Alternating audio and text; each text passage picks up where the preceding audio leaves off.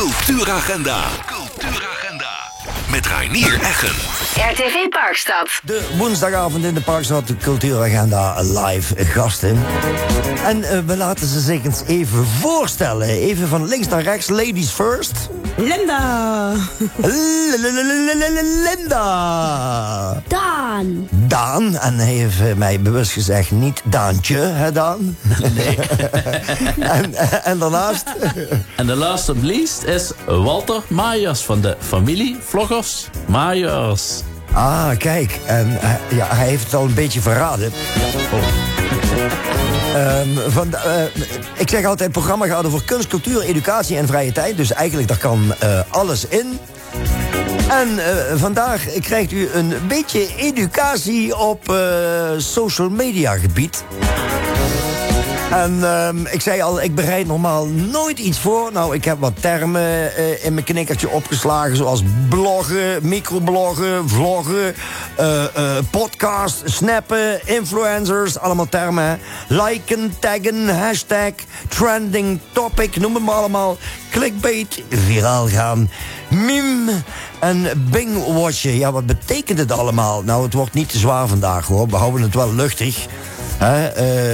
Linda, Walter en Daan, we gaan wel proberen het luchtig te houden vandaag. Hè? Ja, zeker. Hoe zijn jullie op het... Nou, eerst even wat anders.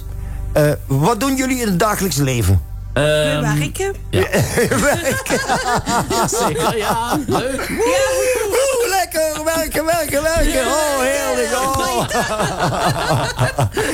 Ja, nee, goed dat jullie dat kunnen zeggen. Hè? Want er zijn ook nog genoeg mensen die het misschien niet kunnen. Hè? En dat is een heel ander verhaal. Ja. Nou,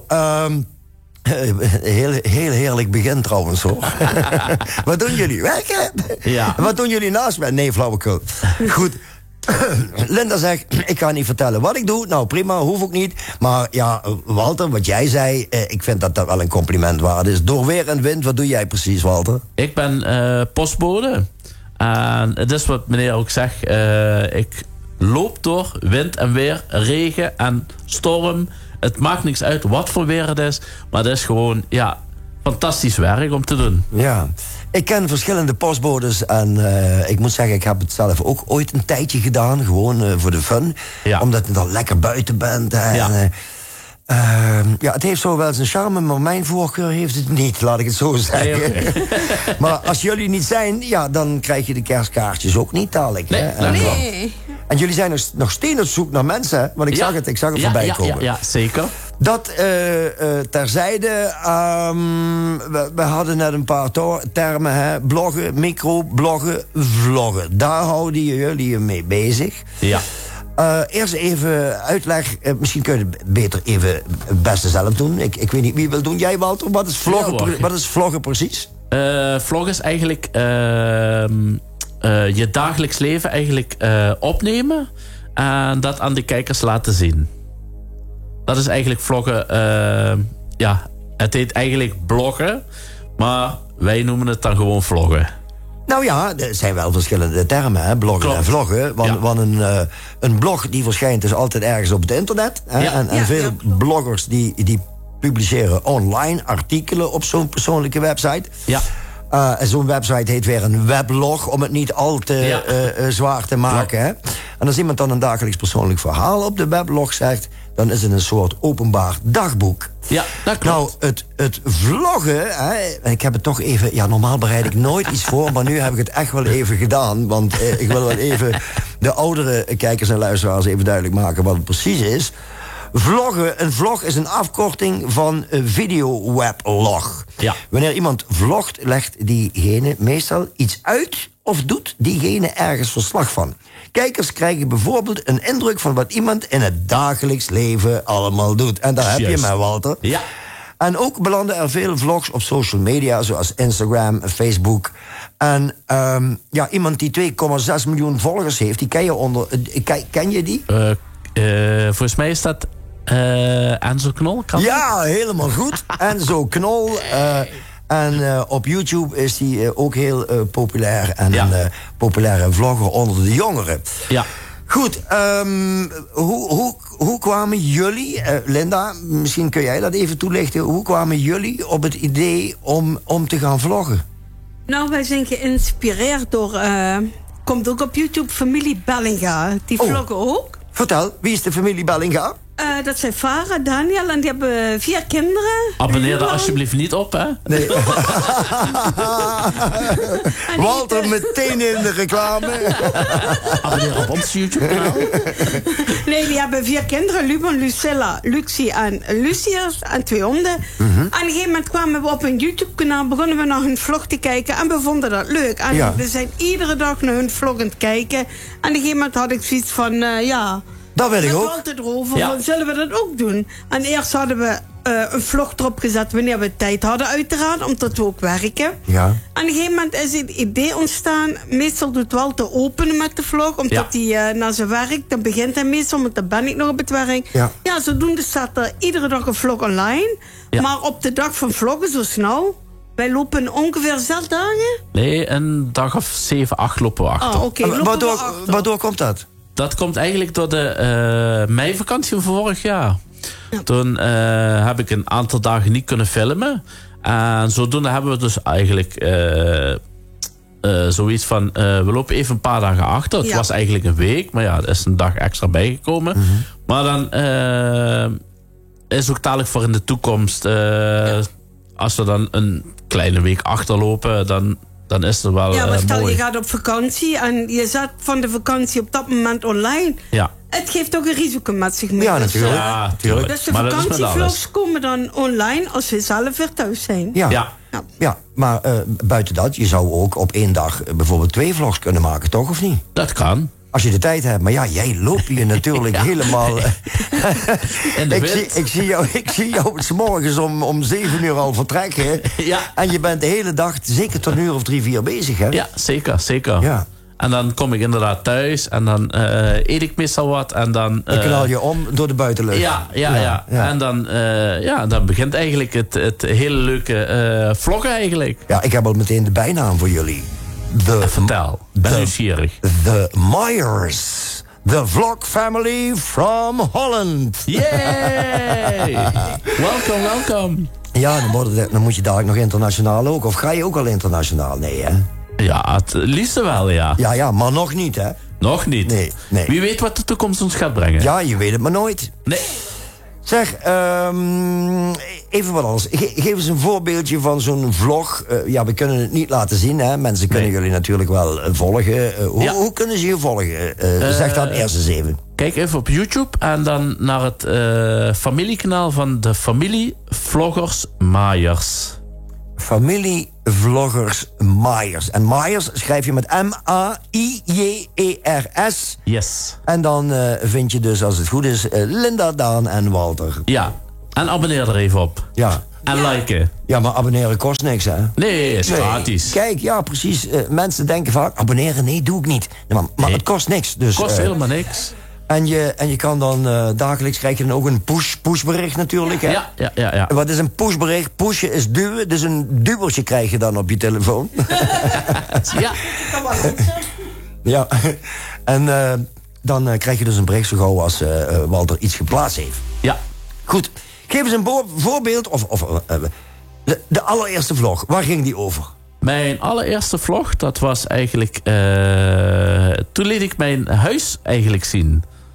Dat is de allereerste vlog wat ik heb gemaakt. Dat is een vlog van een paar minuutjes. Ik geloof 3 minuutjes of zo. En zo ben ik eigenlijk dus begonnen met vloggen. Het is eigenlijk in de eerste instantie ben ik alleen begonnen. Mm-hmm. En een tijdje later zijn hun er dan bijgekomen. Linda en Daan erbij gekomen. En zodoende zijn we dan eigenlijk een familiekanaal er gaan van maken. Oké. Ja. Dus, en ik weet het nog op de dag van vandaag, dat ik de eerste vlog nog maakte. En het was toch wel wat bijzonder en spannend. Ja, nee, natuurlijk. Hoe heb jij je eigenlijk voorbereid op het vloggen gaan? Het is eigenlijk gewoon heel vanzelf gegaan. Ik had zoiets van, ik ga het uitproberen. En lukt het, dan lukt het. En lukt het niet, ja goed, dan Hakken we af. Maar je doet alles gewoon met de telefoon? Of heb je ook een speciale kaart? Tot nu toe wel. Ja. Nee, ik heb nog geen apparatuur. Daar ben ik wel aan het oriënteren. En ja goed, de mensen moeten wel kijken. Ja. Waarom moeten ze kijken dan? Nou, dan kan ik ook apparatuur aanschaffen. En ja, meer dingen eigenlijk aanschaffen. Tot we betere beeldkwaliteit krijgen. En ja, ga zo maar door. Ja. Linda, ik heb jou eigenlijk nog weinig gehoord vandaag. Wat vind jij een van de, laten we maar zeggen, grappigste dingen wat je meegemaakt hebt bij een vlog? Ja, ik overval je er misschien nu mee, maar... Nou, een van de grappigste dingen... mensen die mij kennen weten dat ik graag snoep. Op een gegeven moment was ik in de keuken. We hebben in de keuken een kast waar de snoepvoorraad ligt. En op een gegeven moment was Walter in de woonkamer aan vloggen. En ik hoor hem vloggen. En ik pak met de snoep, ik ben lekker snoepen. En dan komt Walter met zijn telefoon, want we doen nog met de telefoon vloggen. Ja. Gelijk op mijn gezicht, dus iedereen kon zien dat ik vol met snoepen was. Ja, dan had ik zoiets van, oh jee. Had je daar meer views op dan op die andere? Ja hoor. Kijk, het moet natuurlijk spontaan zijn, maar je kan ook iets in scène zetten natuurlijk. Hè? Ja, dat ook, ja. Maar dat was niet in scène gezet. Want, nee. Ja, Daan, ja, zegt hij. Daan, jij vindt vloggen ook leuk, want, vertel waarom. Ja, mijn vader doet dus vloggen en dan vind ik dat ook leuk om misschien een beetje te vloggen en zo. Maar met name over het voetballen had je het over, hè? Ja. Jij voetbalt? Ja. Waar voetbal jij? Groene Ster. Groene Ster. Een van de beste clubjes van Heerlen, jongen. Applaus. Nou, ik moet zeggen Heerlen Heide, want Heerlen mag je niet zeggen tegen Heerlen Heide. Nee. Voor ons niet, hoor. En hij wil profvoetballer worden. Dat is waar. Vanaf je 5e, zegt Linda, hè? Ja. Ja. Wat is jouw positie in het veld? Spits. Spits, rechter, linker, midden. Ja, tuurlijk, de spits staat in het midden. Dat was een strikvraag. Want de rechter is rechtsbuiten en de linker is linksbuiten. En in de spits, daar staat de spits. Hè? Ja. Goed, welk elftal speel jij dan? De 11-2. Ja, JO 11-2. Ja. Bij Groene Ster kijken ze luisteraars. Hou hem in de gaten.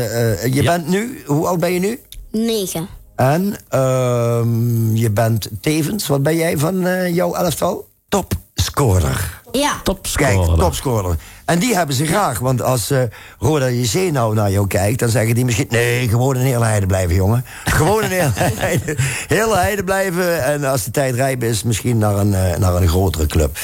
En er wordt dan ook gevlogd op het voetbalveld. Hè?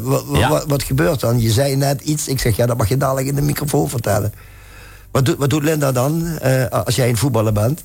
Dan schreeuwt ze heel vaak. En wat schreeuwt ze dan zoal? Dan schreeuwt ze, kom op Daan. Ja, kijk, dat is goed. Ja, dat is positief. En niet zoals dat vroeger ging, met de paraplu over het veld rennen. Ja, vroeger ging het anders, maar daar moet ik niet te ver op uitweiden. Nee. Ik kende een spits, daar liep de moeder met de paraplu achteraan als hij naast geschoten had. Hoe zien jullie de toekomst eigenlijk, wat dat vloggen betreft?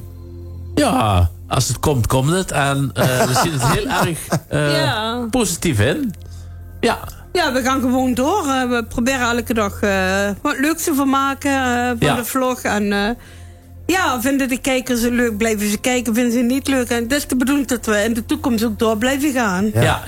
Ja, misschien komt er ooit nog wel eens een reality soap. Wie weet, hè? Wie weet. Ik sta op wacht. Jij staat op wacht? Ja. Oh, dat is een ander kapitel. Dat zijn militairen normaal. Maar goed, zeg, heb jij ook al eens een filmpje gemaakt terwijl jij als postbezorger bezig was? Ik kan me niet voorstellen. Nee? Waarom niet? Dat wil mijn baas niet hebben. Jouw baas? Een hond heeft een baas? Ja, weet ik. Ik snap het. Maar ik doe wel, als ik bijvoorbeeld ergens ben, dan doe ik dat wel, filmen dat. Ja. Ja, dat wel. Ja, willen jullie nog ergens op terugkomen? Hoe kunnen ze jullie vinden? Vertel het nog één keer. Nou, zoek ons op YouTube-kanaal Familievloggers Maaiers. En vergeet niet dat belletje te drukken, blauwe duimpjes, en blijf kijken. Op het belletje drukken? Ja. Op het belletje drukken? Dan blijf je altijd op de hoogte. Oh, oké. Ja, nee, goed, er zijn natuurlijk altijd mensen die niet weten wat een duimpje en een belletje is. Wat is een duimpje? Dat is een like, hè? Nee, deze moet je niet blauwe hebben. Duimpje. Nee, blauwe geen duimpje dislike. Duimpje omhoog. Duimpje omhoog. En het belletje is gewoon het pushberichtje? Ja. Kijk, dat bedoel ik. Nou, we hebben weer heel wat bijgeleerd vandaag. En misschien zijn er nu ook nog kijkers en luisteraars die geïnspireerd worden om dit ook te gaan doen. Ja. Wie weet, hè? Wie weet. Maar blijf vooral naar ons kijken en abonneren. Ja, en nogmaals, het abonneren kost helemaal niks. Nee, Is gratis. Ja. En hou Daan in de gaten, want die wil profvoetballer worden. En hij is nou 9. Hij wordt zaterdag 10, hij is over een paar dagen jarig. Nou, proficiat alvast, Daan. Ja, proficiat alvast.